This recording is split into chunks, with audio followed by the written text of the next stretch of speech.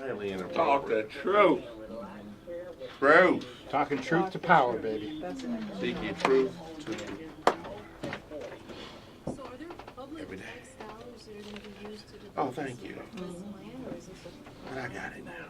there will be some, We need to make sure for homeless we have a shelter plus program as well as continuation of care. Make sure you As well as mention we have community service. theyoungmovement.com. Theyoungmovement.com. Block grants. 9:10 a.m. Superstation.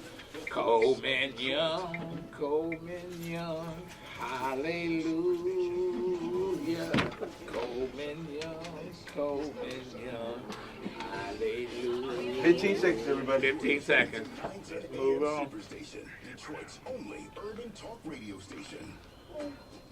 You're listening to 9:10 Stand by, a.m. everybody. Superstation. Detroit's only urban talk radio station.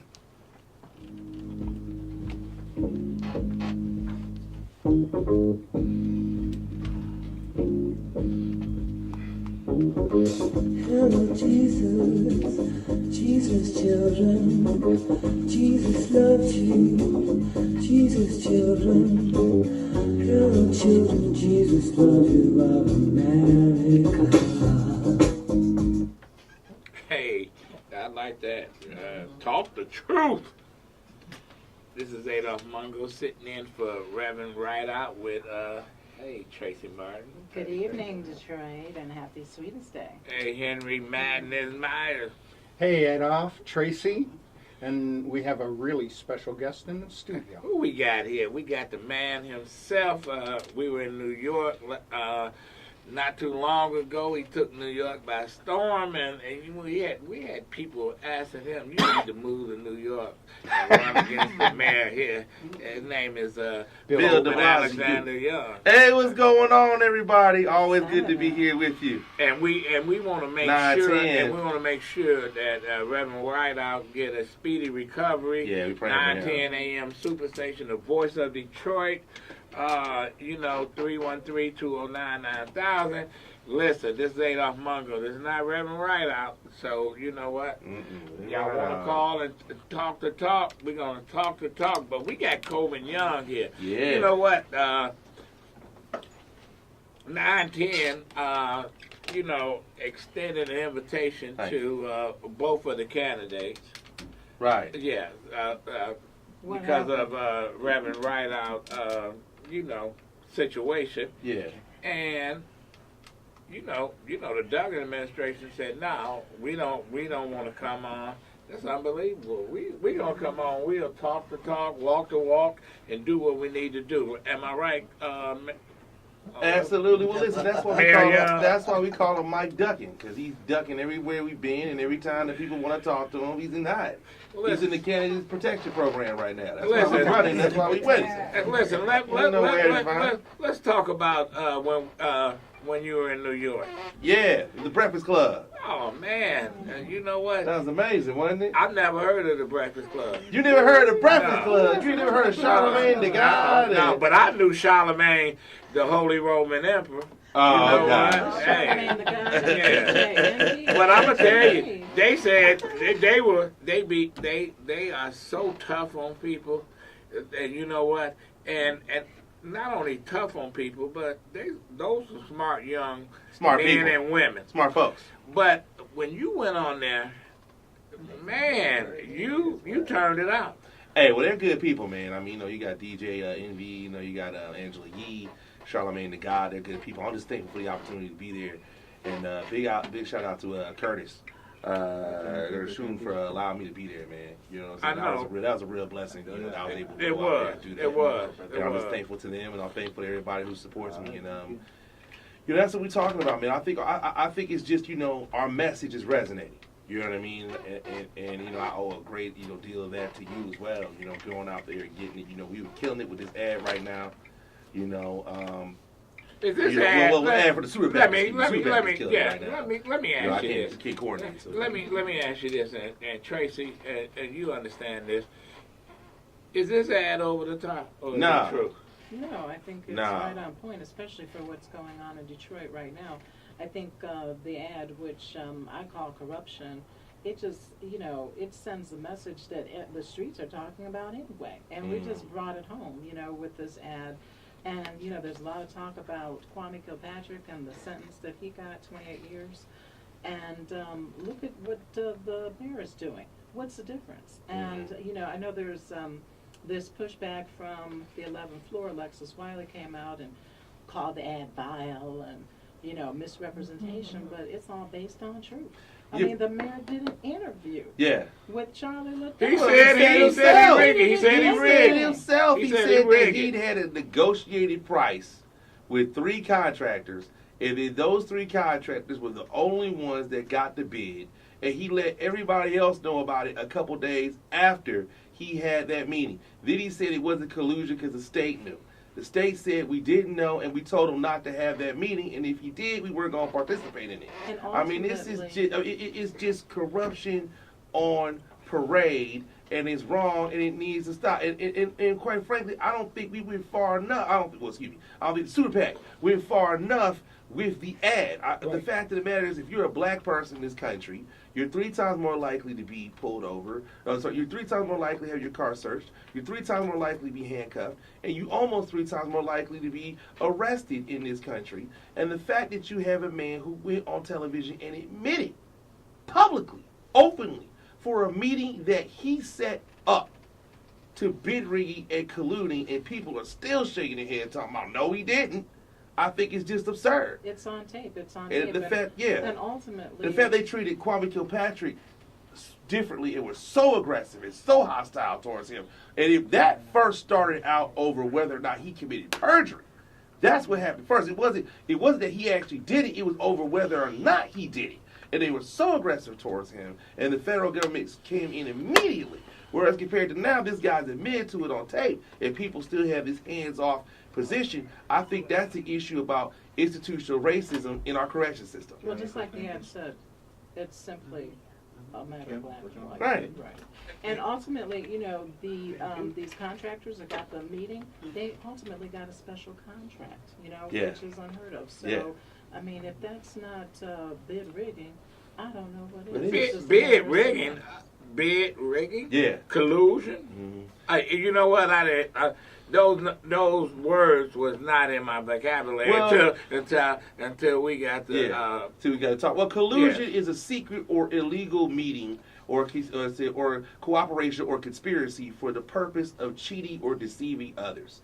And when you talk about bid rigging, you're basically talking about rigging a bid where it looks like you're putting the bid out to public, when in actuality you already decided who's going to get the bids before you put that bid out on the public.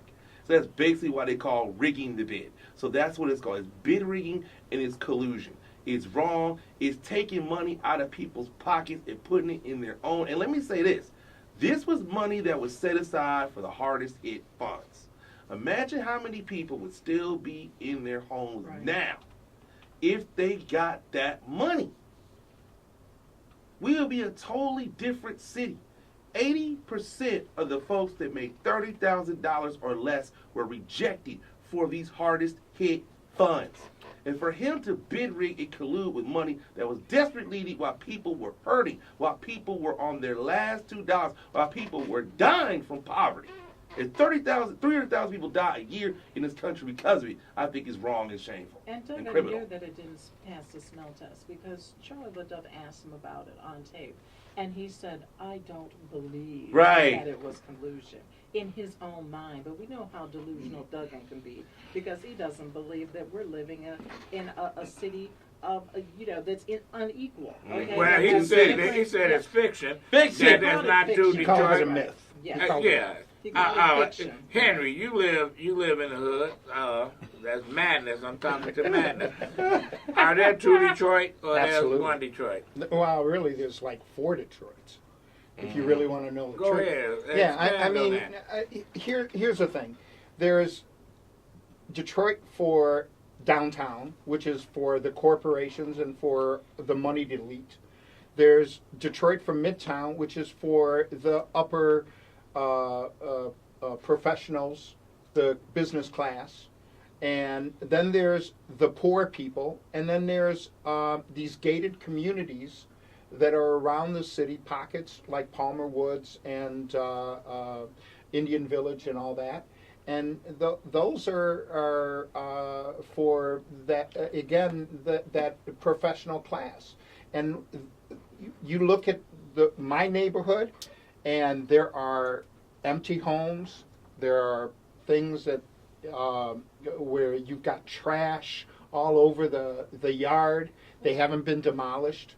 They've been standing up there forever and ever. And then you go by someplace like Palmer Woods. I don't see any empty houses over there. I don't see any houses that are falling apart, that are burnt out homes, any of that kind of stuff. So yeah, it's disgusting how there's so much income inequality in this city. That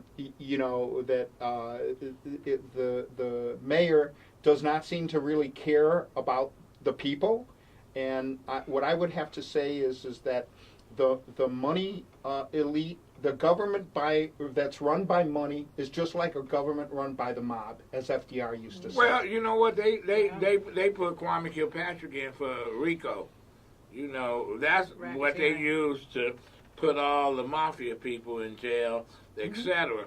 So people got upset when they said, "Oh, Duggan is what's the difference between him and Kwame Kilpatrick?" Yeah, they're doing the same thing. There's no difference. Kwame got elected. Kwame got convicted for bid rigging and collusion. Mm-hmm. Duggan admitted Under it. the Kwame didn't admit it. Kwame fought it. Right. He said, "You know what? I didn't do it." I don't fight it. But he got convicted, and yet he's in jail. And Mike Duggan is sitting out here, coming from DMC where the feds came. Oh, and they patted him on the back, basically. That's because there's a double standard. Of There's course. a double standard in the criminal justice system, and there's also a double standard in the media. Well, he was with McNamara. The feds Mhm. came Right. and Mhm. they raided the place. Mhm. He was running the contracts with the school district. Yeah. When they And couldn't built take it. facades. When they couldn't take it, they saw these Negroes and had $1.5 billion $1 bond in issue. bond, and they had to take it over. This is Adolph Mongo, 910 AM. I'm sitting in for Reverend Rideout, Talk the Truth. We talking the truth with Senator Coleman A. Young, a 10-year veteran of the Senate and of as a state rep. You know what? I'm gonna tell you. You know what? I've been knowing you since you was just a little guy, man. I told you that time. I said I had to stand up there and defend you. Yeah, man. You know what? When they came after your old man. Yeah. Yeah, they came after your father, a man who was proud to learn that he was a father. Mm-hmm. And then they just dog out black men. Yeah. First you ain't standing up being a daddy. Then when you stand up being a daddy, you just like Richard Williams and LeVar Balls, what's his name? The basketball daddy. Lonzo Ball. Lonzo Ball. When they take care of they kids, they get protect them. They don't give them to somebody. They wanted Richard Williams to give his daughters to some white folks where they can go. Yeah, we training. Just like Dennis Rodman, who talk about, I love the white family that took me in. His mama said, white family took him in. We the one raised him. You know what? Because that's what it's all about. When black men stand up for their family, they get their butt beat, man. Look, we not anti anybody. We just pro our own, man. We just pro black people. We just want to see black folks be successful. We just want what everybody else has. We talk about African Town. They were just named Bangleytown not too long ago. We just want the same thing everybody else has. That's all. I think what Bangleytown is doing is great. We just want an African Town for our folks. Tell us what Bangleytown is. Well, Bangleytown is basically about the Bangladeshi people, and they are naming an area particularly for that area about the culture, about the vibrancy and small businesses and economic development. And you want to encourage that, and you want to uplift that, and you want to basically Also, it's a place, in terms of economically speaking, where you can have ethno aggregation, where you can buy from your own, or you can buy from that culture, and you can monetize that culture. And basically, people can buy in from that, whether it be food, whether it be history, whether it be laundromats or other such small businesses that are right there. Because that's the real engine of the city of Detroit right now. I think 53% of the jobs in the city of Detroit are based on small business, and 64% in the neighborhoods. So that's basically what we're trying to do for Africatown, is just be able to have that same type of economic model where we can buy from ourselves and teach ourselves, just like they have Bangladesh, they have Corktown, they have Right. Greektown. But if we have You know what I'm saying? Bangladesh, why can't we have Yeah, that's Africatown? we have Mexican Town. We just want the same thing. So did you man. hear about what happened with this grand opening for the Banglatown sign this afternoon? What I happened? just No. pulled it from the news wires. Well, it says that tensions rose Saturday, today, when a civic group unveiled a welcoming sign to Banglatown that had been altered by some the night before who disagreed with the wording. So they had about 100 people that showed up today, and basically they tagged it. They destroyed the sign. They had words and symbols on the sign, and community members took it upon themselves to modify it.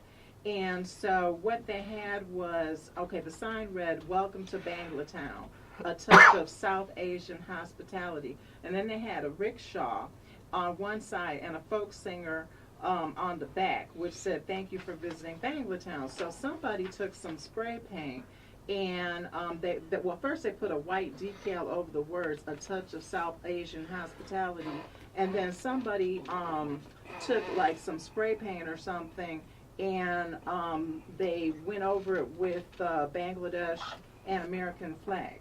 So they asked Duggan about it because he was there, obviously, and the mayor of Hamtramck, and there was no word from the mayor's office Of course. about the incident. But It was but very you know embarrassing.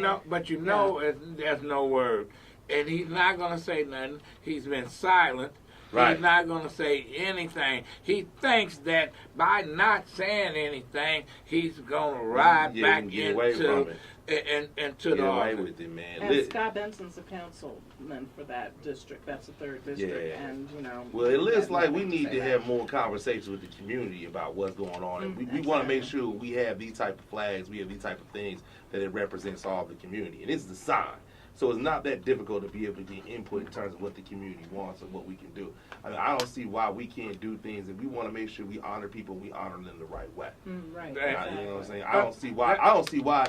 If that's what they were trying to do, we can't add that or put something else on there or move that or have a symbol like what they were, instead of doing spray painting it, have something built where you could put a symbol like that there or somewhere around there. Yeah, That's here's I a mean, picture. I don't know all the issues. I want to make sure, you know what I'm saying, that I talk to them and deal with it. But to me, looking at it, it looks like we can have the best of both worlds. But apparently there's some controversy there with Well, like, the anybody- community members are anybody- not even Right. Yeah, embracing anybody of color that want to do something, Right. have a time. Well, they should have had a Why would they have an conversation open with them, though. They dialogue? should have had Right, some. That's the exactly. problem. Have You're a doing this community stuff, meeting. and you're not having a conversation with the people about what they want Right. and how they want to do that. And I think that's wrong, man. And that's disrespectful. But that's the mentality in Detroit. Period. We just gonna build this. We gonna do this. And you know what I'm saying? But we can have a, You but like- you know act what? accordingly. But you know, you can have a Corktown with that Yeah, Irish. yeah. We gonna wipe You y'all can have a out. Mexican town. You can have a Greek town. We gonna shut your water off, even though you can paid the have bill. Chinatown. There ain't no question. So listen, We can take your pension, but we can't raise the minimum wage to $15. Ain't no question. That's what it is. Let's go to the people. Let's go to Kim. Kim, good evening. Hey, good evening, guys. Good evening. How are you? Hey, Kim. Hey, Bill. How you doing? How you doing? All right. Fine. How about you? Great. Thank you for. Thank you. Yes.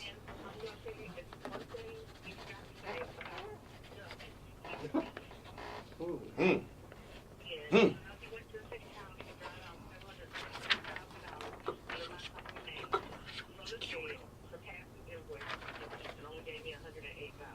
Mm. Mm. His cronies got it. Look. I take it.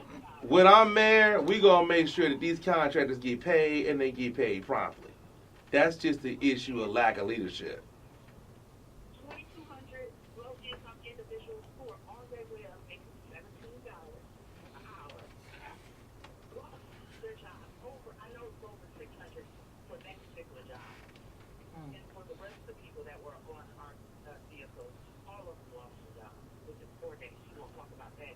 Wow. You say the money is not there. Money is sitting in the pot right there. Well, you know what? That's what we get, Kim. That's what Big Rig and Khalid looks like. That's why we let a carpetbagger come in here. Livonia Mike.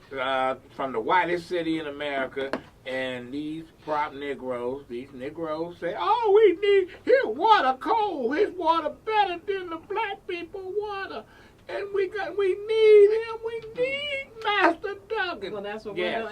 Anthony said. What, He ain't the white right man. He's the right the man. right man, the right man. Uncle Right. Tom, Uncle Tom, Uncle Tom, Uncle Tom, Uncle Tom. These Uncle Toms is taking over the city. These Uncle Toms, these minstrels, these jigaboos, all these folks have taken over the city. But you know what? We have a man that came to town. He wasn't scared. You know, I know you're a young guy, but I know you know all the stuff that I know. You remember that movie High Noon? Yeah, you did. Gary Cooper. Everybody was scared because the criminals was getting out of jail and they was coming to kill Gary Cooper because he put him in jail. And all the people that was in the town, they was running, they was hiding, and Gary Cooper had a new wife, and she said, "Why don't you just leave?" And he said, "I can't leave." He wasn't a coward. He stayed right there. Even his own deputy left. He stayed right there, and at the end of the day, He prevailed. There ain't no question, because you're not scared, That's and what this he's what it is. always Hey, Kim, thank you very Never much. scared. You know what? And Too many people hurting for us to be scared. keep fighting. You know what? People like you is going to keep fighting. Let's go to Abdullah. How you doing, Abdullah?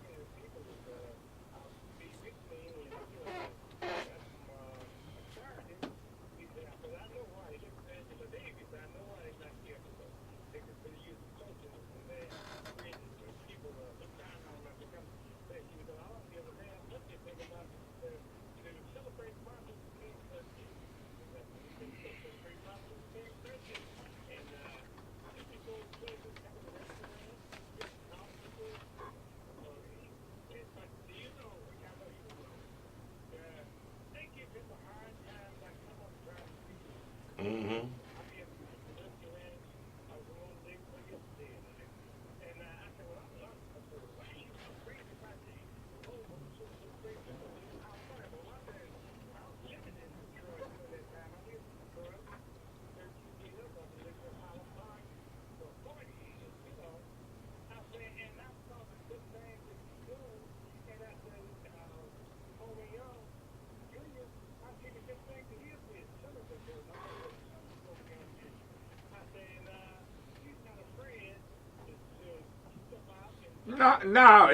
No, Abdullah, he ain't afraid. And, No. and it's great for you to stand up, and I appreciate your call. And before we go on a break, we're gonna play this commercial. You know, they say you're a race baiter. I'm a race baiter. So am I. Say your campaign manager, he played a race He card. playing the race. But Duggan can go up to Mackinac Island and talk about colored Wow, people history. and Dougie racism. could dig up the Honorable Coleman Alexander Young from the grave and say that if my father were still alive today, He would be support God. him. Right. He What a can make shame. he can pit Come his on. parents against their children. That's the same tactic they used against the slaves. There ain't no question. But I speak out against that and speak truth to that, and I'm the race baby. Okay, let's hear this commercial.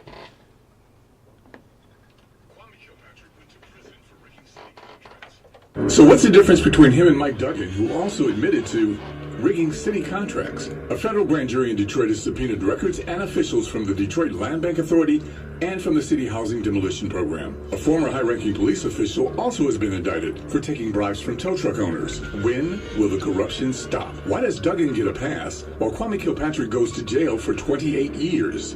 It's as simple as black and white.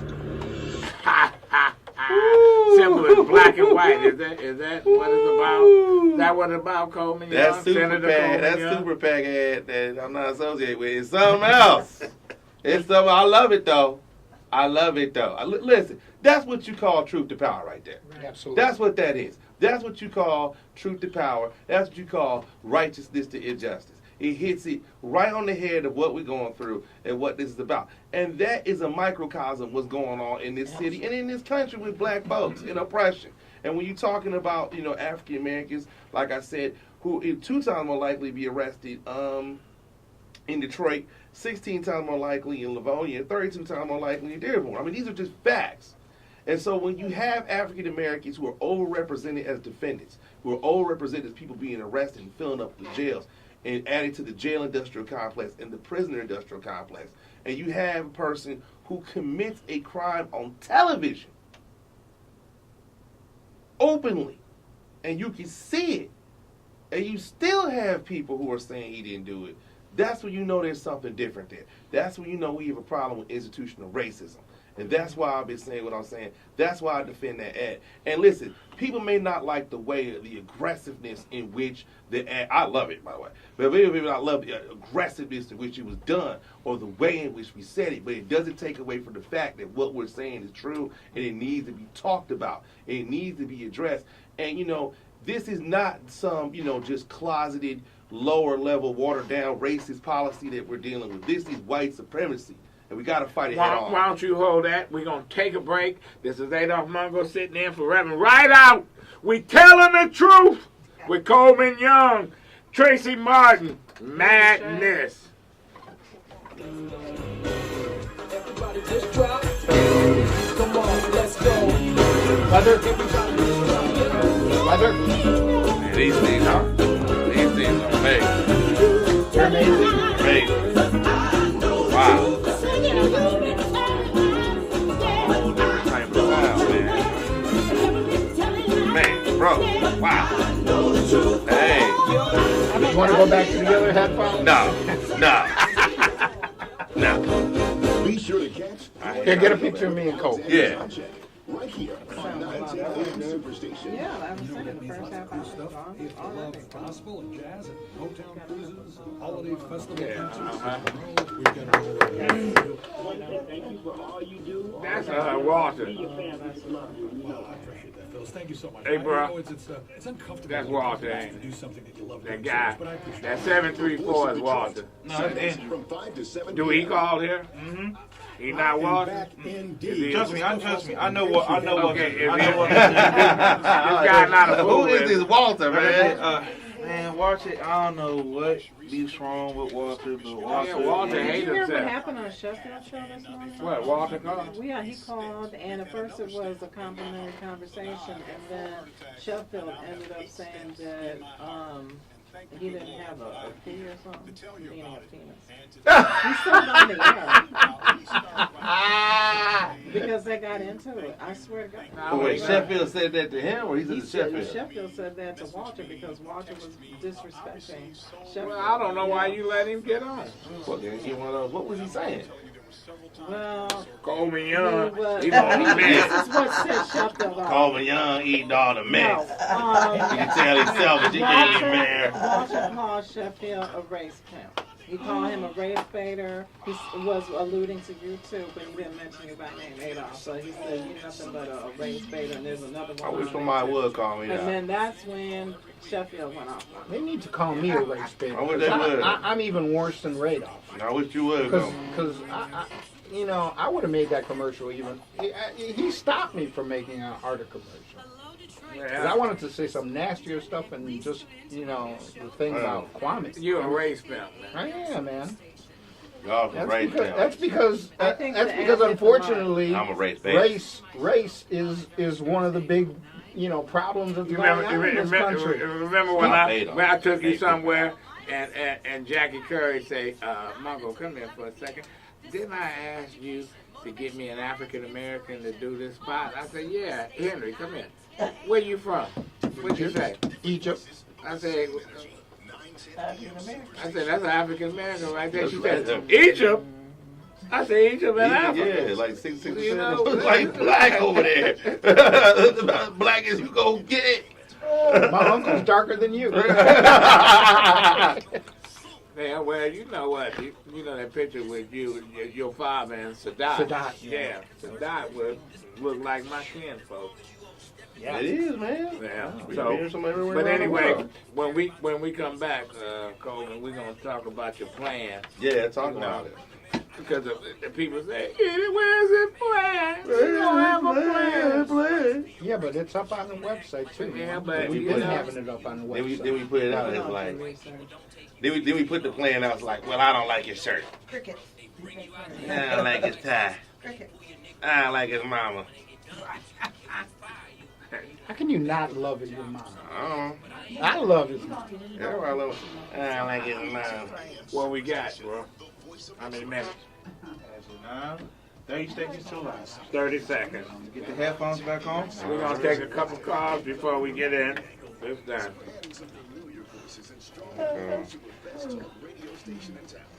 Hi, I'm Rochelle Riley, and I'm so glad to be joining the family at 9:10. That's a totally different little show right there. Rochelle Riley. 10 seconds, everybody. Okay. 9:10 a.m. Superstation. The voice of Detroit.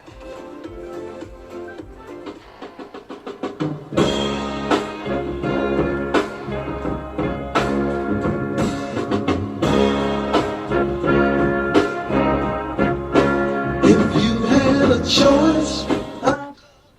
Yeah, a lot of these Uncle Toms, if they had a choice of color, they want to be like they master. They want to be white. You know, they don't want to be black. They don't want to stand tall to be an African American. To be melanated. Ain't no question. Let's go and get a couple calls before we get to you and talk about the plan for Detroit. Okay. Andrew, good evening.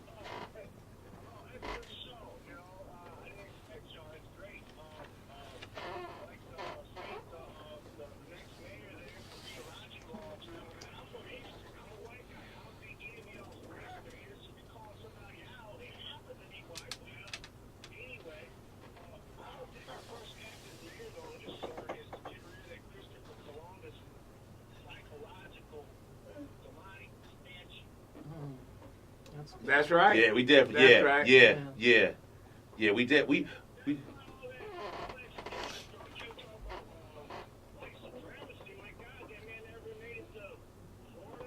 Yeah. How he got a date.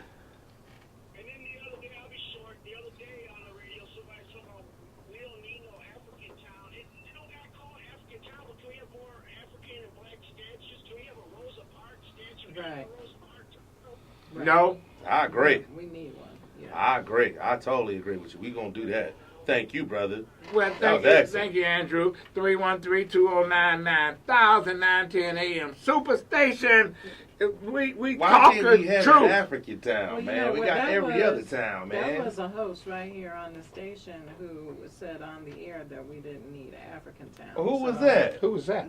Oh, Should yeah. I name names? Oh, you No, ain't call out we not- names. we You not ain't gonna- call out name names. names. We'll write it down. It don't break. We'll say we got it confirmed, and then we gonna call it. I'll call that person out. Well, anyway, hey, Bayree.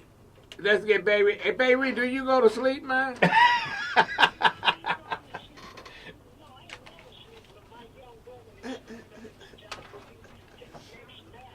Hey.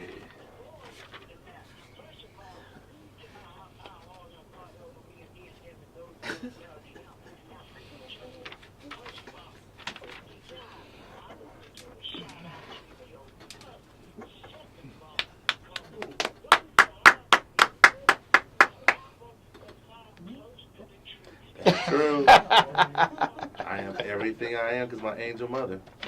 Oh, well, you're not hearing this. He said he gives a big shout out to you.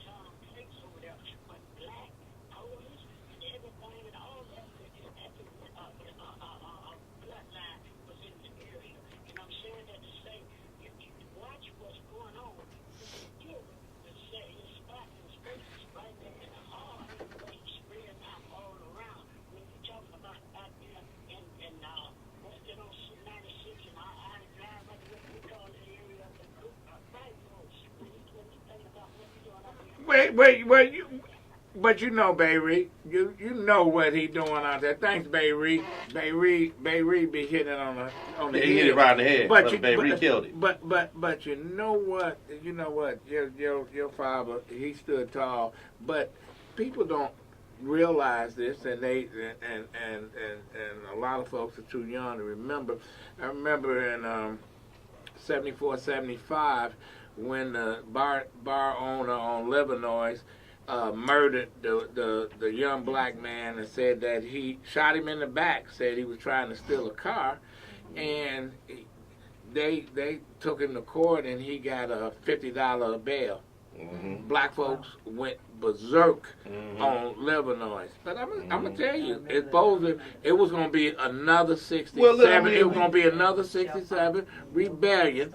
And your old man went out there, got on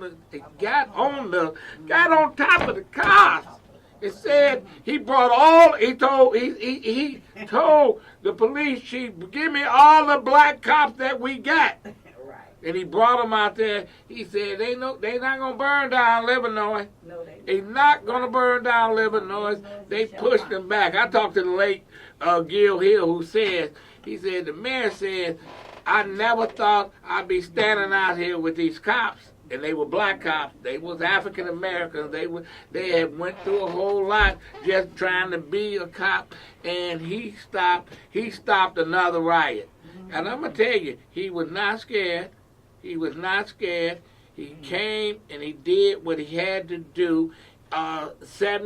73 is the same. All the Uncle Toms, they was with Mel Rabbit, they was with Nichols, and they was with everybody but your daddy. The unions, they was with Mel Rabbits. Right. All the same Negroes except Buddy Battle. It was only a few. And this is what you going through now.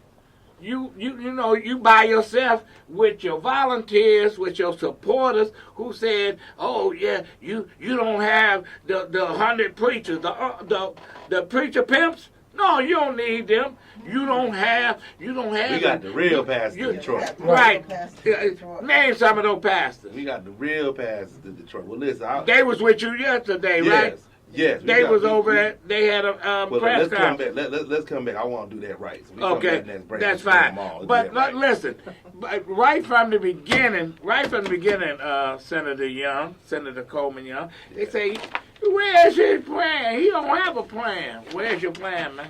Well, look, my plan is all out here. We put out mailing talking about my plan. I can go over my plan real quickly. The first thing I want to do is I want to put people back to work, rebuilding our roads and tearing down these abandoned buildings. Absolutely. That's the first thing we want to do. Second thing we want to do is we want to raise the minimum wage to $15 because you got too many people who work at 2-3 jobs and can't make ends meet. The second thing we want to do is have equal pay for equal work. Because you got too many women out here who are overworked and underpaid. Here. And if you do the same job that a man does, you should get paid the same amount for doing it. That's right. What we also want to do is we want to make sure that we deal with this issue of poverty, which is serious. So I think what we want to do, first of all, we already talked about raising raising the $15 minimum wage. We're also going to make sure that we have something called, we're going to go with the Assets for Independence program. They have something called individual development accounts, with those savings accounts. And basically what that means is that for every $1 that you save, the federal government will match it with $6. And that's within the Health and Human Services Department. Also, we want to make sure that we go to the Social Innovation Fund for the Corporation of National Public Service. And what we're trying to do there is they have something called the Social Innovation Fund, and basically they're going to provide money for the program that we're going to have for conditional cash transfers to be able to give poor people money that way. Also, what we want to make sure that we do is that we have a local earned income tax credit. It's going to be probably limited to single people, single male or female households. It's going to be a small amount of people that's going to be able to get it. It's going to be a pilot program. But that's something that we want to do. We also want to make sure that we promote more about the state earned income tax credit, because about $80 million that folks didn't get that they should have gotten from the earned income tax credit from the state. So these are things that we want to do, as well as have an office of opportunity to be able to coordinate all those programs so that we can help people that are poor be able to get on their feet and do things. And we also want to make sure that we have the continuation of care program, as well as the community service block grant. That's money that they have for the homeless to be able to, as well as the Shelter Plus program to build homes for the homeless, be able to have places for them, to shelters for them to live for the homeless. These are things that we should, as well as Shelter Plus for people who are homeless, who are drug addicted. These are things that we should be able to do. We also got to keep people safe. You got too many people that's getting killed out here in these streets. And I don't think that a parent should ever have to bury a child. And we got too much of that happening. So I think the first thing that we want to do is we want to be able to stop gun violence by treating violence like a virus. And basically what we're going to do is we're going to reach out to the Center of Disease Control. Wilmington, Delaware already did this, where we're going to draw down data, in terms of social ills that affect us, whether it's lack of education, whether it's poverty, things, lack of jobs, lack of opportunities, people who are getting out of prison, things of that nature. We're going to look and find what exactly are the root causes, lack of access to health care, root causes of this violence. And then from there, we'll be able to be proactive in terms of providing solutions. But we're also going to make sure we expand the police mini stations, and we're going to sue the state to make sure that the police officers live in the city where they work at. Coleman, Senator Young, Senator Coleman Young. Yeah. When you say you're going to sue, they got folks saying, he just going to sue. He just going to sue, after my other two plans I just mentioned. How did we get the right to vote? Well, yeah, exactly. How do we get? The courts have been the last bastion for civil rights for black folks since since before and forever. How do we get the right to vote? How do we get Brown versus Board of Education? That came from lawsuits. How we get to be a citizen of this country? Yeah, came from lawsuits. Came from taking folks to court. And the same people that wrote those editorials talking about you suing, how do they, when they want information from individuals or corporations or the government, what do they do? Well, look, They go to the court.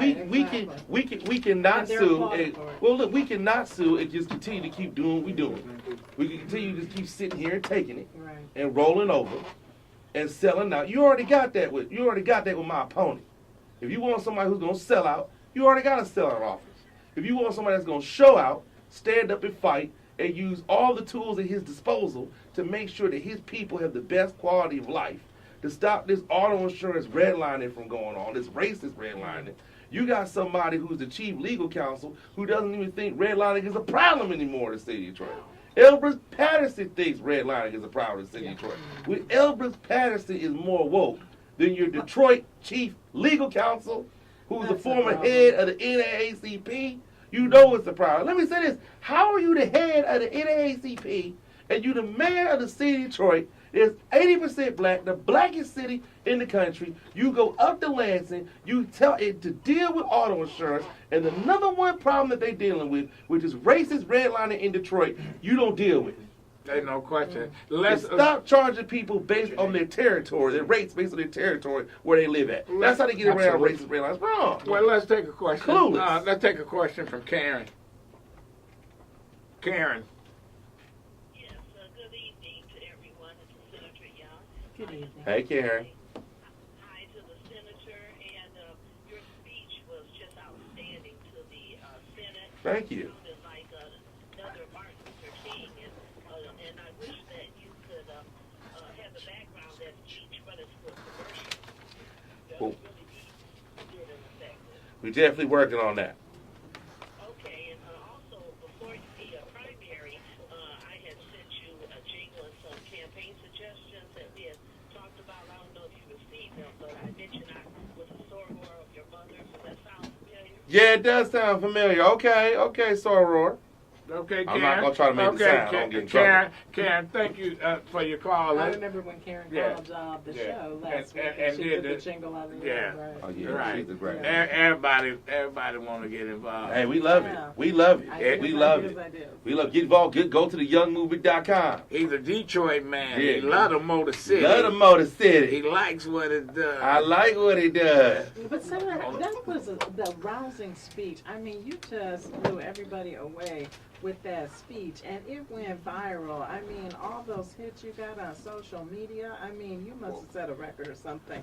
How did you do that? I mean, you didn't have a single note. How did you do that? Was that just the passion? Well, you flowing know, through it your was veins? just a blessing from God, and I have been preparing for it for a long time. That was just God's blessing that really kind of came over me. And you know, I recovery trained, so my mom done trained me, so I had that too. There you go. But basically, how that started was that there was a Republican on the other side of the aisle that was basically defending. I think her name is Colonel Kivi Etu, who is the Michigan State Police Director. Right. She made a comment on Facebook saying that every African American or the people who take knees during the flag protest are degenerates. Yes.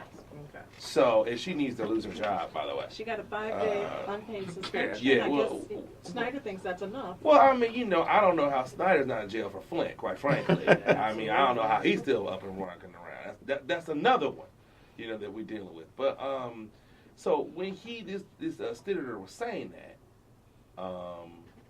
he was talking, and at first I thought it was a joke. I mean, you know what I'm saying? I mean, I was trying not to laugh, and like, you can't be serious. And I had to restrain myself a little bit. And then I came back and heard another Republican say something. And then I heard another Republican get up, and he was talking about how this is disrespectful to the flag, and how, you know, this is disrespectful to, you know, what this country means, and they didn't know, you know, and they wrote this thing about the flag because they didn't know if this country was going to continue the existence, and this, that, and the other. And so at that point, I just kind of had enough. Okay. And so I kind of got up there, it just spoke just how I felt, you know, about, you know, when can I protest as an African-American person? When can I speak out? Every time I'm in the public square, you condemn me. Every time I go out in public, you condemn me. Don't say nothing, because we want to hear it. Okay, well, let it speak. We're going to hear it. Telling you. It's great. Play it. Hit it.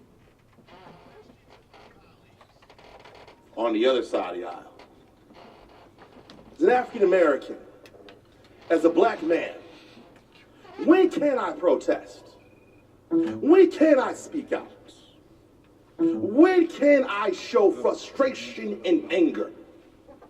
When I march, you condemn me. When I talk on the internet, you condemn me.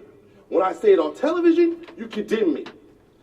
Anywhere in the public square where black people talk about this, it just basically say a simple affirmation that black lives matter, that our lives have value. We are constantly ridiculed. This is my favorite speech, for real.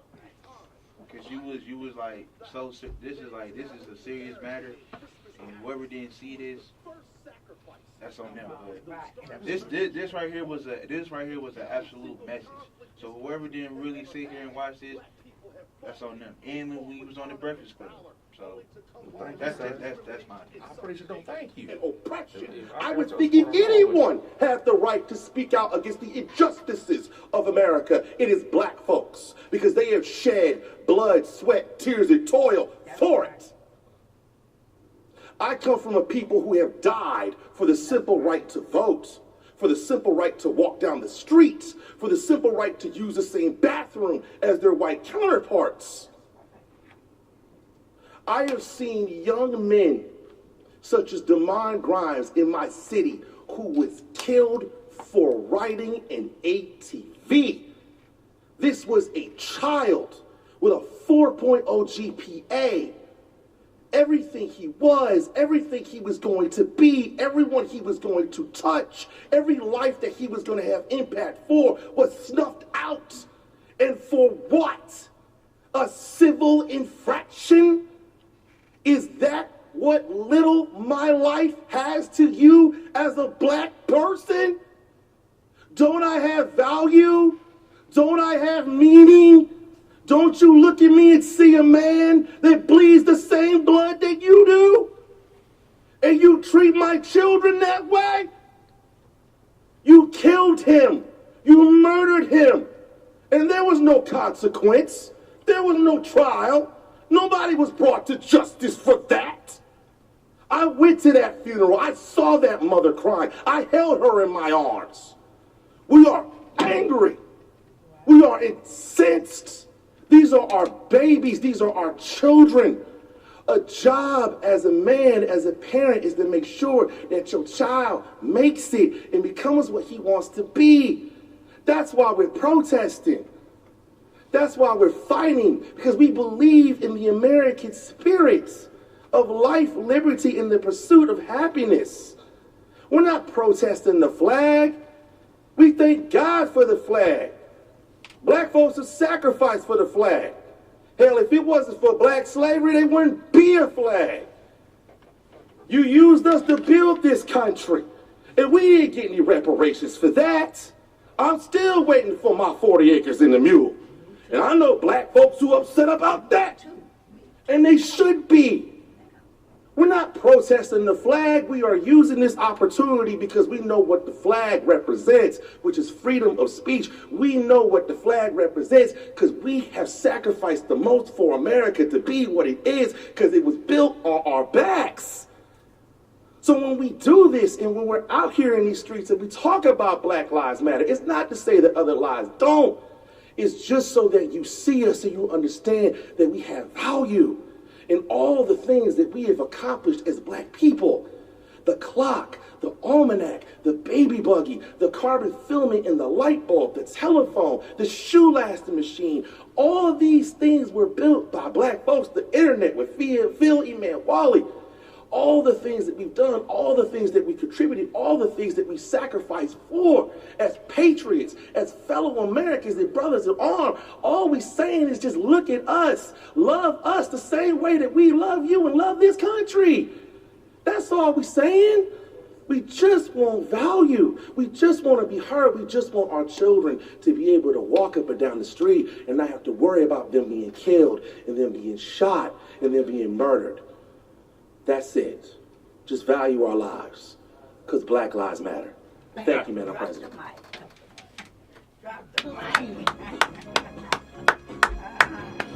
People must prove to the people a better day is coming for you and for me with just 910 AM Superstation. Wow, That was tremendous. Wow, that was amazing. It makes you mad, but Like I said, that speech right there. When I seen it, I was like, man, what were your emotions? man. It blew you away? It's like we all need to wake up. Okay. Yeah, man. It's like I said, I don't know what's it going to take That's fine. for us to come together. That's it. But in my opinion, I always say this. You know, when you did the video for Damon's I always say that we're at the precursor to this one, Yeah. Yeah. I think that helps you Yeah, yeah. get yourself. It did. Because It you did. said you had a lot of the same points, always but in say that this. one, It's it like, was so much more impactful because it was a response will it be too late? to one of these Yes, it will. idiots. Yes. Will we finally come Keeps together making the as same done? stuff I don't know. over and over again. Everybody? Respecting the flag, respecting the About what? Come on, man. This Everybody. isn't North Korea. Or like just in our black community. Well, the black community, that's one thing. And then that Family Room Hammer Everybody come video, together. That's where what she I'm said, that Thanks to the president. it's not that hard to do, but like we said, thanks to the Christ, thanks to the president for stirring right. Well, for him stirring things up. Right, exactly. We won't be in this predicament. Just like this thing with that Sergeant LaDavid Johnson and how he disrespected his wife, his widow. Can you go in And there that and Congresswoman, Frederica Wilson, look up the last post, just because you're black? an empty barrel. Just because you're black. You say you don't want to die because just because you're black. Now, who was that one guy again? I don't know. just Jack. Just because you're black. Tune in, call in, and don't forget to find us on social media. 910 AM Superstation is in a league of its own. We are the only talk radio station in the metro Detroit area sensitive to the African American community. And can you join us on Oh, that was powerful. Come back, you know. 910 a.m. On 910 a.m. Superstation. 910 AM Superstation, He gave Metro us 2 Detroit's hours. only African American based talk Can't radio pay station. for this. Can't beat that. You can't beat it. 2 hours, can't beat it. Can't beat it. What you doing here, Lord? 910 AM Superstation. Why you ain't at the 10 Gentlemen Club? Chuck Millionaire. After Cocktail Lounge. Phelps Lounge. 15 seconds, everybody. W. Georgia. Watch Mozambique. Detroit's only urban talk radio Those were the days, wasn't it? I'm going to go back up and down Saturday. station. Detroit's only urban talk radio station.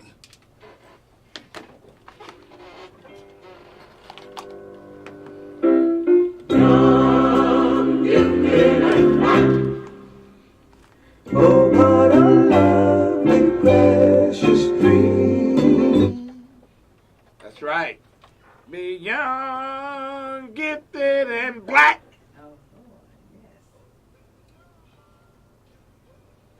Nina Simone. Nina Simone. She was a bad woman. That, you know, they did her wrong with that bio last year. That biopic with Yeah.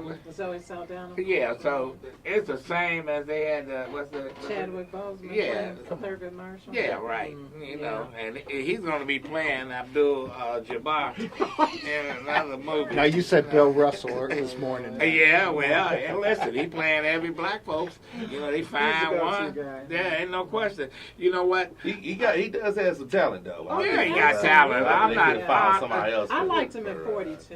Yeah, but you know, 42. Yeah, Jackie Robinson. Listen, I liked him in he James shouldn't Brown have, movie. he shouldn't have been playing Jackie Robinson. If you knew Jackie Robinson and you saw how Jackie Robinson was, he was not Jackie Robinson. I could have played that. I thought he did. But anyway, 910 AM Superstation, the voice of Detroit. We got the honorable Senator Coleman Young. Senator Coleman A. Young, Alexander Young. How you doing, my brother? Hey, that was a tremendous speech. It was great, man. I got a question for Go the ahead. Go ahead. Yeah. You know, what impact that had in our community. How many hits was that? Well, it was 4 million. 3.9. 4 million. 4 million hits. 4 million. So, what was the reaction of your Senate colleagues, though? Oh, it was When you got off the amazing. floor? Like, you know, I really didn't know, like, what I had did. So, you know, I just spoke, and then I kind of, like, left. So when I got done, people were coming up to me like, oh, yeah, that was a great speech. You know, you had, like, you know, senators who were coming over saying that was a great speech and whatever. And, you know, so I really didn't understand quite what it was. And, you know, I mean, I had some people who were very complimentary. And then I had a person I was sitting next to who's a staffer for a Republican. She said, that was a great speech. Wow. And you had another Republican in the back like, hey, Coleman, that was really good. Wow, that was good. Okay. So, but I didn't really know what happened. Or what I did, I thought it was something that, you know, was real nice When and did straight it to heart. hit you? When did it, you know? It didn't hit me till like 2-3 days, and people were talking about, man, this thing has got like 250,000 views, and then somebody was saying like, man, it's got 500,000 views. I'm like, what? And then, you know, I was talking to Madness, and he was like, hey, man, this thing's gonna hit 1 million. It's gonna keep growing. This thing's a monster. I'm like, what? I said 2 million. You did say 2 million. It's gonna be a monster. I was like, 2 million? What? Wow. So, you know, I'm just really blessed, man. I'm just thankful that, you know, people felt that way about it, and, you know, that it went that viral that quickly, and people wanted to see it and wanted to watch it. You know, I heard there was went around the world, man. One of my colleagues, Bert, said he was at this club, this party at this event, Senator Johnson, excuse me, and he was at this event, and when he was at this party, he said there's this guy that played this beat, and he played my speech over the beat. Wow, really? And he continued to keep playing I it. want to hear that. So I was like, wow, I was kind of blown away. Yeah. You know what I'm saying? People who really responded to it that well. And I noticed. I'm thankful. But you know what? You know what you do. You the only one from Detroit that stood tall, wasn't scared. And then I'm gonna say this. You don't. I know you got to work with these people. My colleagues. I love them all. They some chicken liver. I wanted to say something else. You No, know I what? understand what you're trying to say. And the bottom line is Look. scared to speak out, scared to stand up for the folks that they represent, scared to say anything. You know what? Uncle Tom's that they talk about. Oh, you know, Coleman. He got elected because of his daddy, right? They don't got elected because of their daddy, their great uncle. They don't live here. They came here, and then gonna have the nerve. Oh yeah, that was all right speech. That was all right. But they saying to they counterparts over in the Republican Party, I don't know why Coleman said that, because you know I don't feel that way. You know, Uncle stepping fetches. But you know what? But wait a minute. I know. You know, I'm gonna just let it go. We got Coleman here. Well, let me say this. No. The impact that's going to resonate with them later, because he said that some of them, you know, congratulating him. Well, look. It really has some impact. Well, on let me them, say this. Well, you know? no, I appreciate that. I'll just I know Ado's on the road. I just didn't want to get in the way of a freight train that's coming at you. But get out the way. But no, listen. I love my colleagues, but we also gotta understand how blessed we are to be in this position and how different we are as people. You know what I'm saying? To be able to do this, to be willing to take on this machine, to be willing to fight for what's right, and stand up for principles, stand up for truth. You know what I'm saying? And so I'm just very blessed that I found people such as yourselves to be able to do this with. I love my colleagues. I appreciate them. I disagree with someone on who they support. I think they support the wrong person. You know what I'm saying? I don't think he's no good for Detroit or any good for black folks, but I respect the position that they take, and I respect them. But that's why we run it. Because we know the people deserve better. Absolutely. And we're looking for like-minded people who are willing to stand up and who are willing to fight for what's right and what's true. And what's right is what's right, no matter how many people are against it. And what's wrong is what's wrong, no matter how many people are for it. Ain't no question. Let's go. Let's go to Nicole on line 2. Nicole, good evening.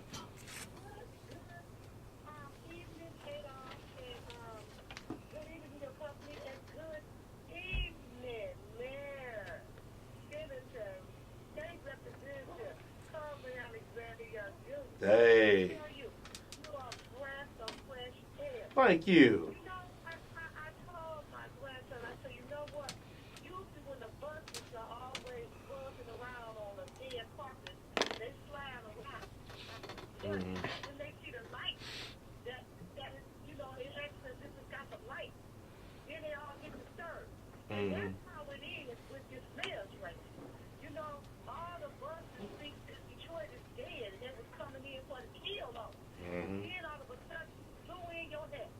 That's right. Then all of a sudden, the buses got disturbed. So I'm looking forward to this October the 25th thing. Me too. This debate, me too. You know, Me too. I have no doubt it's going to be the nail in the coffin for Duggan. But you know what? We got to get him out there first. And hopefully he'll come on out there. But if he don't, we winning anyway. We winning. No, we gonna get him. Well, He can come out, not come out. We still gonna get him. You know, he's Mike Ducking for a reason. well, thank you, Nicole. Go ahead.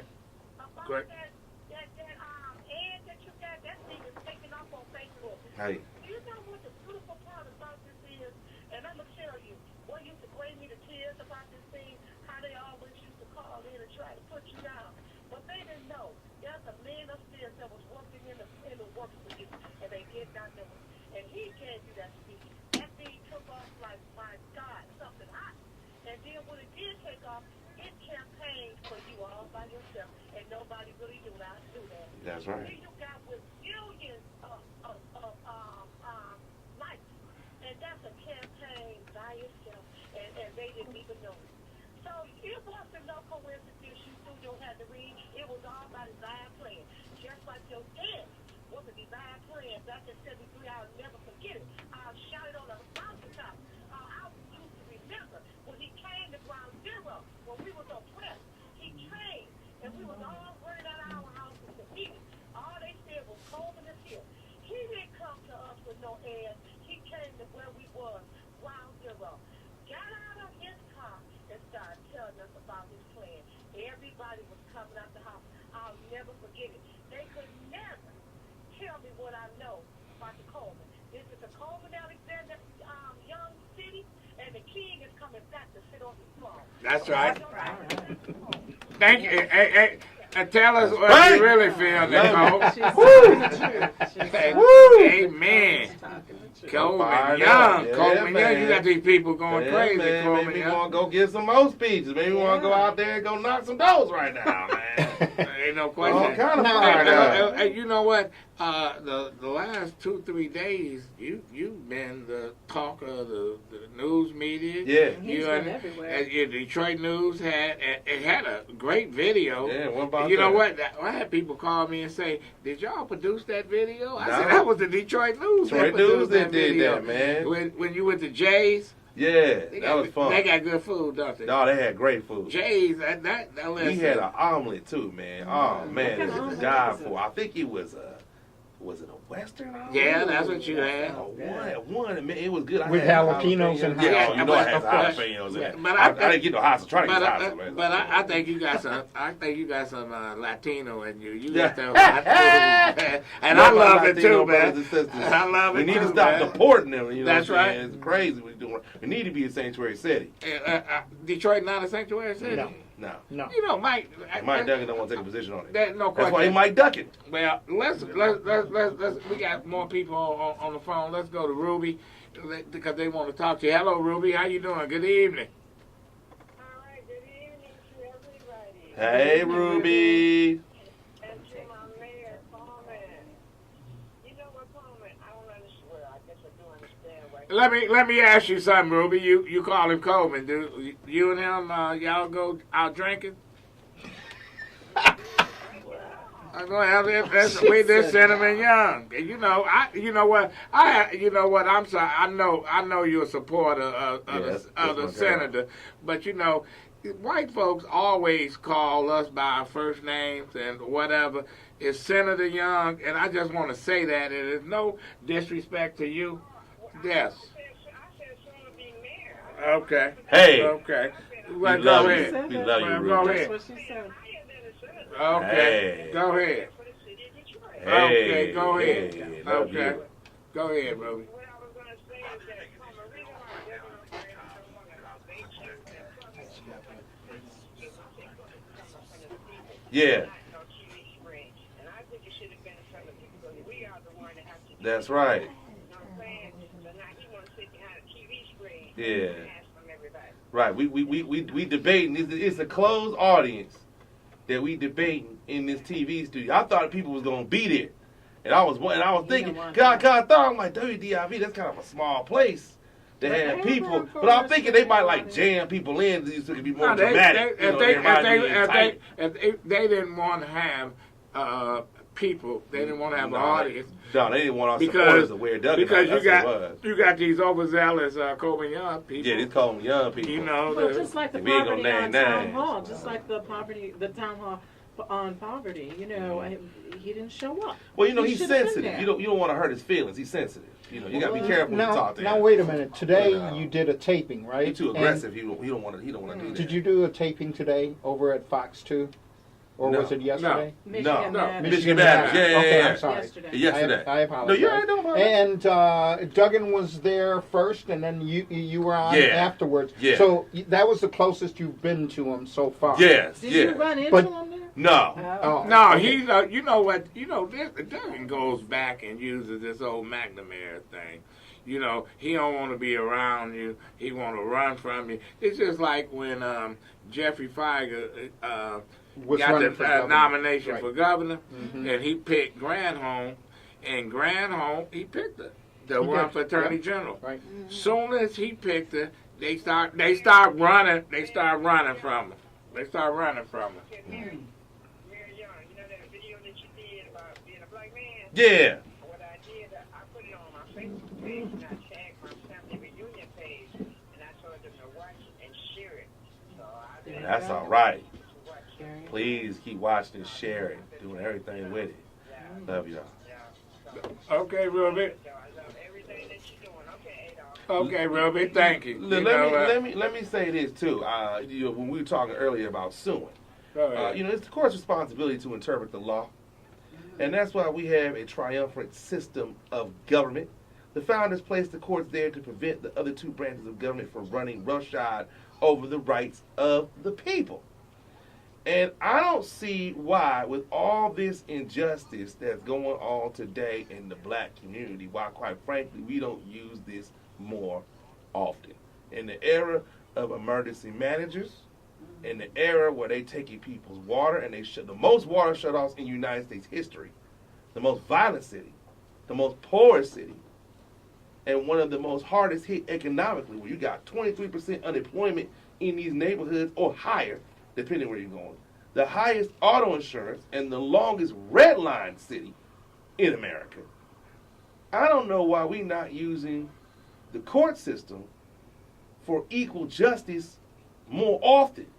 And if we had leaders who stood up and didn't sell out, or excuse me, we had a leader in Mike Duggan who stood up and who showed out instead of sold out, and who got with the people instead of got in bed with the insurance companies, we wouldn't be where we at right now. Right. Well, you know what? And that's the way it is. Let's go. Oh, I thought we had somebody. But let me go ahead, man. You know, I was going to say, I've never seen so many people united against one man. You know, whether it be all the corporations, the media, all these so-called preachers and civic community leaders. I call him Mike Duggan's minstrel show. I'm not afraid to say what it exactly is like.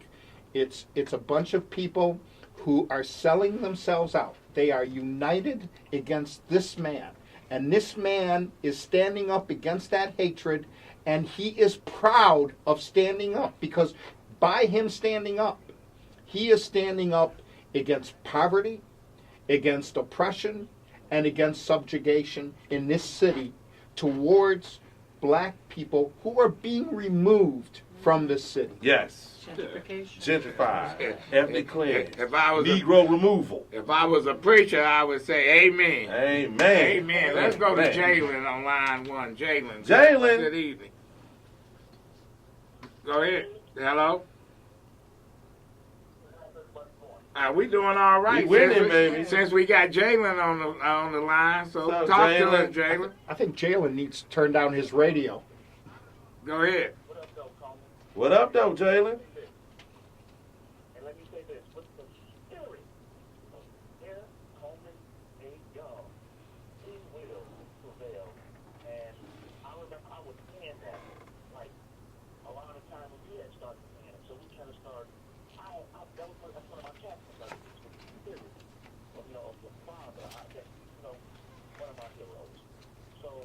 with that being said, brother, you gotta put out this stuff. And you don't, I feel as though that you can channel that spirit and gain as much knowledge and wisdom as you can as you go along. And I have like ideals that I implement in your camp. So a lot of ideals that I have for you, because you most definitely gonna have to fix it up, especially to capture more of the hip hop folk. You know, because hip hop has different flavors. Example, hip hop was 20s, 30s, and 40s, and even some of them are in their early 50s. So you want to make it very for them. You know what I'm saying? You want to make it fight for them, you know, to go as much as possible. Well, listen, no, I appreciate that advice. That's great. No, that's great advice, Jalen. We just came back from the Breakfast Club. I was just about to say more hip hop and wait a minute. hardcore. We were sitting in the green room, and there was a hip hop artist, rapper right there. He's 53 years old. His name is 52. His name is 52 Savage, and he said he's from Dallas, and he talked to Senator Young and said, "You running for mayor of Detroit?" He said, "Let me get that picture." And he had on all kind of gold and everything. In the house. That's like 313 in the house. 313. Yes. Yeah. Okay. I don't know who he is. I heard. Hold on, I got another call. $4 million. $4 million. Hello. All right, got you. Put you on hold, okay? Put you on hold. Nope. We're not. No, but you know what, Jalen? Thanks, Jalen. Thanks, Jalen. No, we thank you. No, that's good advice. No, we always out here working. Nobody. Listen, we ain't too confident. We on 9:10 a.m. Superstation right now. But you know what? We excited. Nah. Well, look, we done been a lot of things. We done did the Breakfast Club. We done went out with New Era. You know, I done talked to Tone and Big Hurt, you know what I'm saying? I done had conversations with Trick. I was on with Pirelli in the primary. I need to go call him, by the way. But, you know, I done biggest shout out to him and all those people out there from 7 Mile to Belle Isle. But, you know, we've been out there doing it. Talking to people. Let me say this. Shout out to Uncle Trick. We have gotten no love from the so-called in people in Detroit, but we went to D.C. and we went to New York, and you know they love this, man. They gave us all kinds of love. They love us. Let's go to Kathy. And that's what we get from the people in Detroit. Let's go to Kathy. You know, we got people that want to talk to us. Talk to us, Kathy. Kathy! Hi, this is Kathy from the East Side. How you guys doing? How you doing, we Kathy? Winning now. We talking to you, Kathy. Go ahead. Talk to us. I just want to say how exciting it is to be everywhere. I mean, I see you first on the scene with your almost 12 million views video in New York at the Breakfast Club. I listen to that show every morning. It works. How did you get that? Hey, you know something? When you rolling with Adolph, man, you know you gonna get those type of connections. You gonna get those type of people to come out, man. You know what I'm saying? That's just how it was. It was a blessing. It's a blessing. And you know, big shout out to Angela Yee and all those guys too. Yes, and then we see your commercial on. Yeah. White. I don't know. I guess that's your. Yeah, that's that super pack. That's the genius. That's the juice. The people from our pack. Big shout out to them. Because everybody sees that. You know, Doug is doing the same thing that Kwame did. Mm-hmm. It's not even about race or being a racist. Yeah. It is just black and white. Black and white. This is so true. Yeah, man. Kwame goes to jail for 38 years. And this guy, Doug, is sitting on TV that he was doing illegal activity. Why is that? Well, what's different about Duggan than Kilpatrick, man? Is it his hair?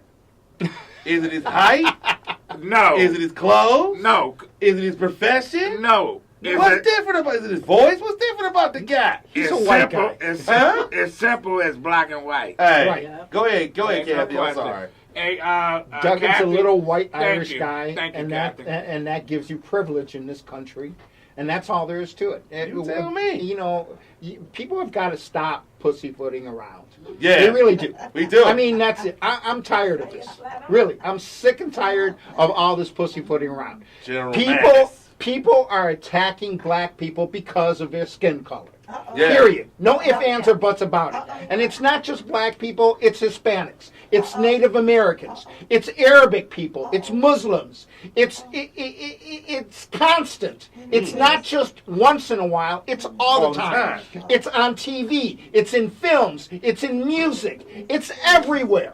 And you know, people who say, "Oh, there's no racial problems," get the out of here. You can't curse. I didn't curse. I didn't even come close. I just said, "Get the out of here." You know what he's talking right. about. I know what I'm doing. He knows what he's saying. And I know where I'm going with this.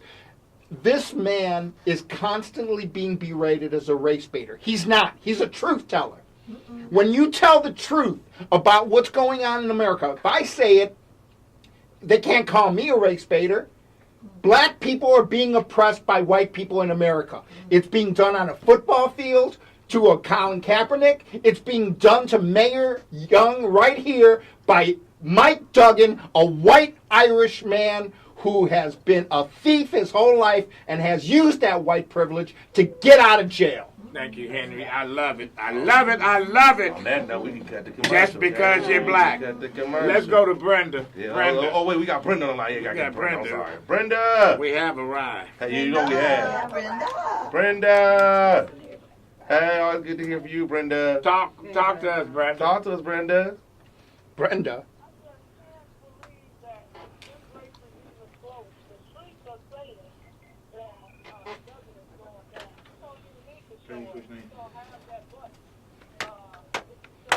All right, put you on hold.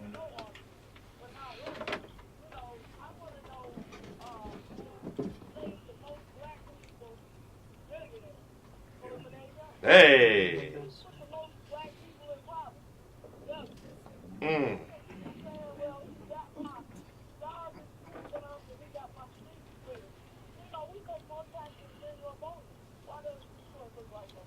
Mm. Mm-hmm.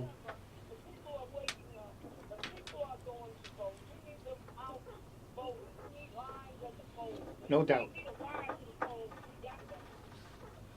Okay. All Get right. that number out. Get that number out, Brenda.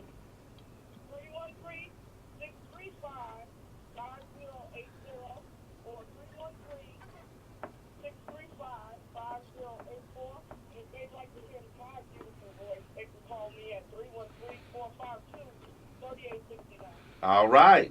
You what you work one day a week? Brenda's the hardest working woman in show business right now. And Brenda, the way you addressed the other night, they might be calling the office a lot for you now. Well, anyway, before we go, we love you. We appreciate you. We're gonna Thank take God for another you. call You're the before we go on break. We got Wendell. Wendell, you the last call for this Wendell, segment. what's up?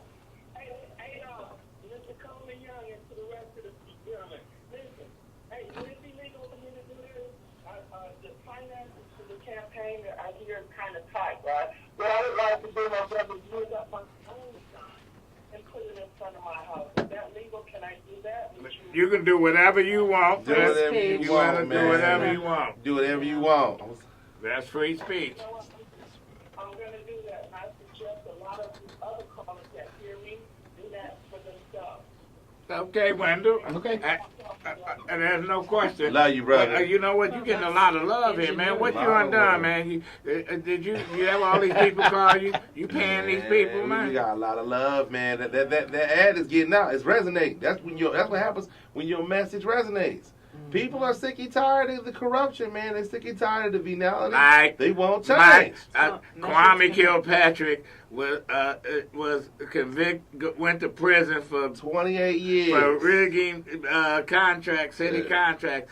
Mike Duggan admitted to it. He was rigging city contracts. What's Talked the about difference between a Mike Duggan negotiated price. and Kwame Kilpatrick?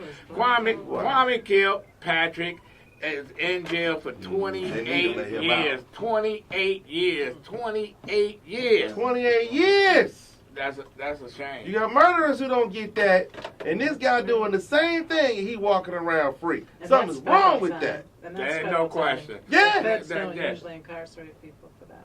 Ain't no question about it. And you know what? And I'm gonna tell you. So and let's not Yeah, forget. example out of Let's it. not forget Bobby Ferguson. He's the same person that he's supposed to got the best treatment because he benefited. What about those contractors that been benefiting from Mike Duggan? They got That said, subpoenas. yes. No, they got subpoenas, We'll but see they what ain't, happens. they ain't in jail. No. They not in jail. Not yet. Yeah, this is Adolph Mongo sitting in for Reverend Rideout. If you sitting here listening to your show, Reverend Rideout, I know you not as vocal as yes you are. Nah, he vocal. He's vocal. We So- big shout out to Reverend Ryder. It's so- just different type of vocals. Right. You know, we forgot something here. Let's go ahead. Wednesday was this man's birthday. Oh, yeah. Yeah. Happy birthday. Okay, he was 35 years old. Man, the party was awesome. He had he was like an amazing dancer. You know how to dance, man? And- You know how to Right. dance, man? Oh no! Yeah. We're actually asking Mike Duggan to do a dance off. Yes. Yes. Coleman. Hey Henry, can you call me at 8:00 in the morning? I want to make sure you still here. you dogging these folks out. But anyway, No, it's when I dug out Hillary Clinton. That's when I'll disappear. Yeah, right, that's true. But anyway, we're gonna Big shout out to Bernie, by the way. we're gonna take a break. This is 9:10 a.m. Superstation 313-209-9000. We're gonna come back to the phone calls. You know what? We're telling the truth. Gifted and black. We black. Yeah. And proud. Do you want to do the weather now? Still don't want to do the weather? No, the weather. What are you going to talk about? Yours is the voice that's just speaking. Can we when we come back, can you play 9 that a.m. just Superstation, because we're black? giving you exactly what Just you need. because Any you're means black. necessary. Thank Hey, you for Henry. calling 9 10 a.m. Superstation. What's your question? You or been comment? smoking hashish? Not yet. You talking so plenty. You talking plenty stuff, man. Not yet. I ain't taking no pills yet. Not yet. I've seen those pills allegedly. Yeah. They didn't legalize that. Everybody, they calling now.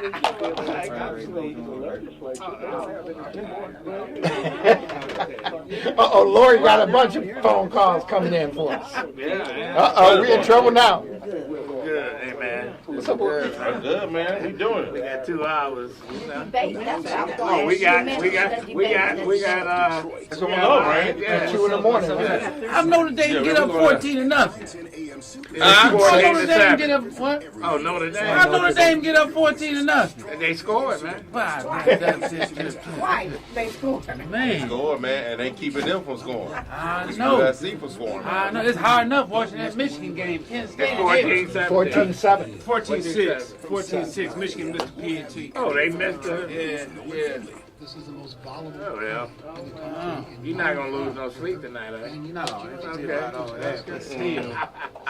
Look at that. I Yeah, can't believe everybody it. wins, everybody loses, but you can't lay down like no punk. You gotta go down there, if you're gonna lose, you gotta stand up, play somebody, get in their grips, and shake hands at the end of the game. Just That's don't right. roll over. You got to hit them. That's right. What Chuck Berry say, roll over Beethoven, tell Chicago, get the move. That's right. You got to lay down and get down. You gotta move. You gotta move. Got too many people laying down. Right. You gotta tee up and square up and hit somebody dead in their chest. Hit the mouth, man. Right. That's what Mike Tyson said. Everybody got a plan till they get hit in the Get in the mouth. face. Every time you look at him, you go, "Oh, I know what Henry's I was saying." in Michigan with Why do you do that, man? Why you keep looking at me like you know what I'm thinking? Because you know what I'm Daddy was thinking. a hell of a. Oh yeah. He walked around there. So, It was great. you had a constituent that called Sam and said she wanted you to know that on that page, line 15 to 17, tells you that Mike Duggan didn't care about red line because he didn't change that provision in the bill. And the bill said that they are allowed to make, they are allowed to have territories, to charge rates by territory. He didn't do nothing about territorial rate. And the only reason why he did something about lowering, about mandatory reducing the rates, because we talked about it in the campaign. Well, when I'm the only one of us when who the passed the emergency auto insurance manager, bill out of they chamber. could have did whatever they wanted to do. Yeah. They was in the driver's seat. Yeah. They could have changed everything. Even if he wasn't in the driver's seat, he could just say, I ain't going to agree to nothing, I'm going to sue you and fight you here all the way and make it as difficult as I possibly can until I get these things done. Couldn't even get it passed anyway. Didn't matter what the language said. Okay, stand by. Stand by. It's a show. You got that just because you're black? Okay. I'm going to let it play for a while and I'll shoot you. Yeah, he ain't going to play the 2 Chains. Just because you're black. Just because you're black. You say you don't want to die because Justice. I don't want to die because Justice. You say you don't want to die because there's no cause to die for. Just because you're Now what would cause you to say that? Is it because you have a good job and a home in the suburbs? Justice. Or is it because you wear pink and yellow, causing all the women to scream from a cause unknown? Just because you're simply satisfied, that's no cause to forget who is the cause of black people being exploited and oppressed. There have been many causes men have chosen to die for, but many black men are dying for a cause. And because you think there's no cause to die for, Malcolm, Denmark, Martin all died because they knew what was the cause, causing all of us to be exploited and depressed. I hope you get a cause to die for soon, because you're gonna die anyway, just because you're black. Yes, I hope you get right soon, so there won't be anything causing me to die, because you didn't believe in our cause. Niggas and Negroes, listen to this. It's glorious to die for a cause, but not because.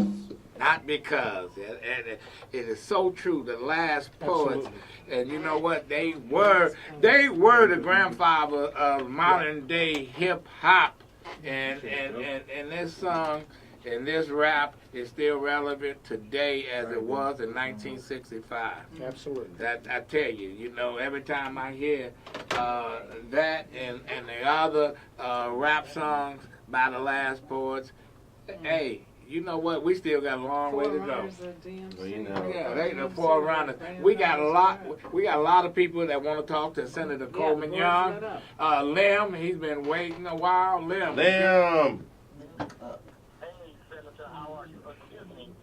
Hey, I'm winning, Lim. How you doing, Lim? Not bad. Hello to everybody else. Hey. Adolph, and it sounds like I hear Theo voting in the background. But nah, Theo, she with us in spirit. She's not here. Go ahead. Okay. A lot of people get upset when the truth exposes a lie. Now, I've been on websites and web pages, and I've been posting and promoting their Mayor Young. And every time I turn around, these people, they got 50 reasons for this, that, and the other. And then when you state the facts to them, they get so upset, they start cursing. Now, mind you, I don't use any curse words in this question of truth or anything of that. But the first thing they want to do is they want to start hooping and hollering and cussing and everything like that. And I asked them, I said, well, are you a part of this team or whatever? Then all of a sudden, they shut up, they disappear. Their web page page or their name or their Facebook page, whatever the circumstance may be, it disappears. I have already voted for the mayor, Mayor Young. I've encouraged quite a few other people. I am in the sincere belief that he will become the next mayor. And when Wednesday comes, make sure you slam him, Mr. Mayor. Oh, we going to. Thank you. And to be exposed is the truth. And the truth shall set you free. That's right. And as the great philosopher, the last poet say, all lies when the truth is told. All lies die when the truth is told. Lies die. And no question, Wednesday. Wednesday, 8 o'clock, WDIV. Ain't no ducking in this one. That is the debate time where we're going to be. Channel 4. Watch it. Unfortunately, there can't be an audience because Mike Duckin didn't want one, so you're going to watch it from TV. Well, you got those overzealous supporters who chase them around. Yeah, I wonder who those overzealous supporters are. Shout out to all my overzealous supporters, because out there, they tell the truth. You know, they did and the run same. around and talk about what this man's done did. But you know, he's sensitive anyway. You got to be careful. You don't want to be too rough with him. We want to make him comfortable, because he might pull out the debate. Because we were mean to him, Adolph. See, you being mean, Adolph. Hurt his feelings. You're the reason why he won't debate me. He talking more about you than he is about me. That's right. You hurt the man's feelings. But you know what? You know, in the beginning, they made this campaign about me. Yeah, absolutely. But really, this campaign is about a fighter who decided to get in the race because you had the courage. Right. You stood tall when no other black man stepped in the ring. No other black person said, we're going to stop all this bigotry and racism in a city that's 85% black, because you had the courage to say, I'm taking him on. That's right. Bring him on. We taking him on, we taking him out. Ain't no question about it. Well, let's... David Sluke alive with 5 stars. Ain't no question. Let's go to Ray. Ray, how you doing, Ray? We talking to Senator Coleman Young. We having a good time here because we feel it. We feel it. We feel it, Ray. I think I'm rubbing off on it. Oh, yeah? Okay. Oh, yeah. So Okay. that's right. Ray, you got a question or comment? What's up, Ray? Yeah, the thing is, Senator, when you become mayor, I want you to clean up that building and safety department. Yeah, needs it. Because, you know, that's the thing that's driving folks out of the city of Detroit, taking their property. That's right. Everybody's going to be under review, and we're going to be revamping all these departments. Let me, and I'm sure that's scaring a bunch of people. Okay, Ray. Thanks for the question. I got a question for you. Yeah. Listen, are you gonna have a police chief? That the police chief, and then he's the deputy mayor? No. Isn't that a conflict? It is, and obviously from what we got going on, it's a failed experiment.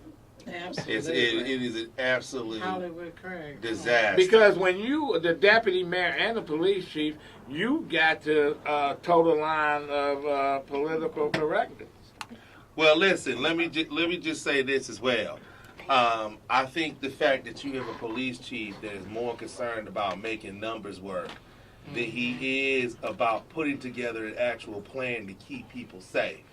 You have fathers who buried their daughters. You have mothers who buried their sons. You have families who buried their children. You have children who are paralyzed for life because you got over 1,000 non-fatal shootings going on in the city of Detroit. We've had rapes. We've had murders. We've had assaults. The violent crime has gone up by 16%, 15.7 when you round it up, 16%.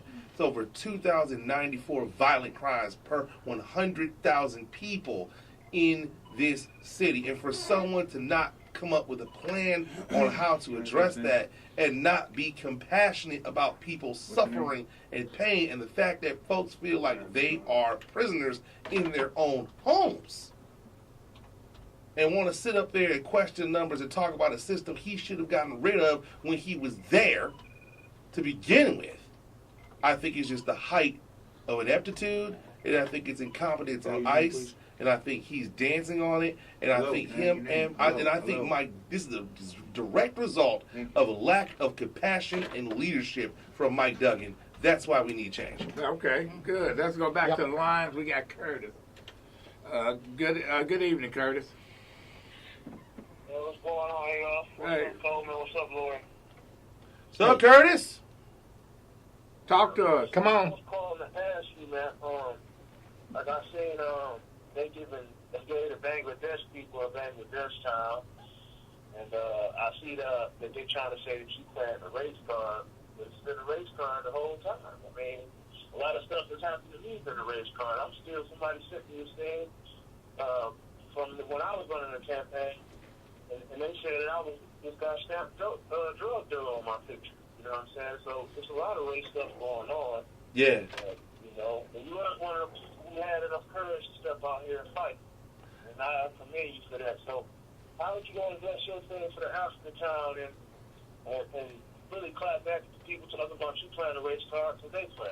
Well, listen, first of all, I just want to say, brother, in terms of the African town, listen, we don't want anything that anybody else doesn't have. You got Coretown, you got Greek Town, you got Mexican Town, you got Bangley Town. We want African Town. We want a town where we can monetize our culture, all the things that black folks done did in this town, all the history we done made, all the money we done made, all the opportunities we done made for other folks. This is also the home of Paradise Valley and of Motown.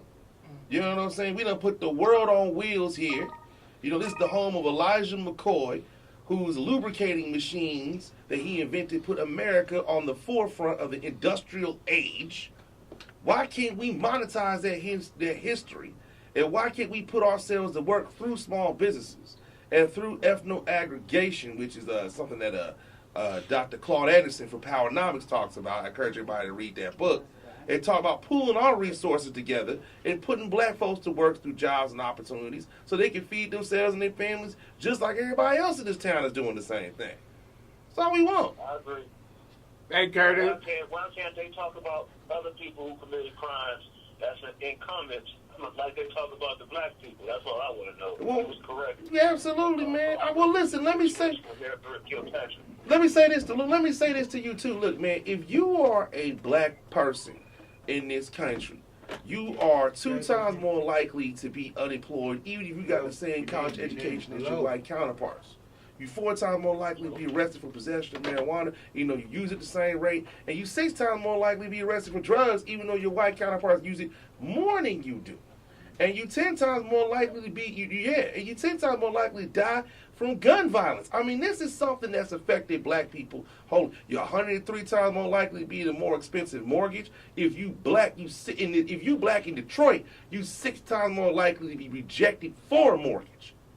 In the blackest city in America. But you know what? And thanks for the call, Curtis. You know, that reminds me of a time when I worked for your father, and he had to go to Chicago for some kind of conference, and he said they was driving by this building that was being erected, and it says, financed by the National Bank of Detroit. He said, you couldn't even get a mortgage in the city. He said NBD wouldn't even give people mortgages, but then when you went out, you went across 8 Mile Road, they give you any and everything. So this is what we've been dealing with, man. Well, that's why we need to have community development financial institutions. That's why we need to have community development corporations. That's why we also need to have responsible banking ordinances so we can sit these banks down and they can tell us what their plan is and how they plan on adhering to the Community Reinvestment Act and giving black folks loans that they're supposed to be giving in the residential and on the professional side and the business side. According to the Woodstock report, they say Detroit region, African Americans, minorities supposed to get 17,000 loans that they did not get. Wow. Imagine how much economic development we have right now and how many small businesses we have right now if they were to get those loans, man. So, institutional racism when it comes to finance is real.